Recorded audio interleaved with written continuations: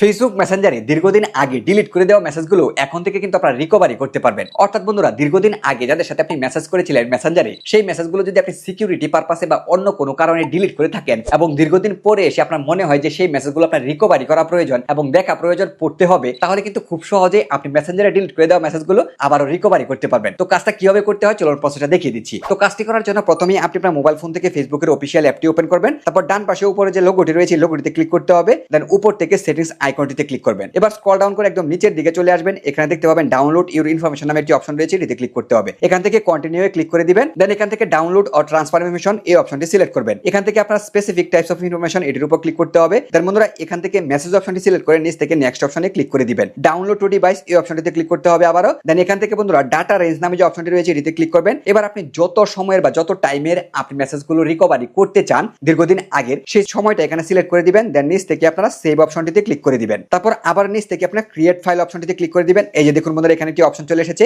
এবার কিছুক্ষণের মধ্যে আপনাকে এখানে একটা ডাউনলোড ফাইল দেওয়া হবে মেসেঞ্জার থেকে বা ফেসবুক থেকে। তারপর এই ফাইলটি আপনি আপনার ডিভাইসে ডাউনলোড করে আপনি ফাইলটি ওপেন করে কিন্তু সেই ডিলিট করে দেওয়া মেসেজগুলো খুব সহজেই দেখতে পারবেন। তো বন্ধুরা, এইভাবে কিন্তু খুব সহজে দীর্ঘদিন আগে ডিলিট করে দেওয়া মেসেজগুলো আপনি খুব সহজেই দেখতে পারেন।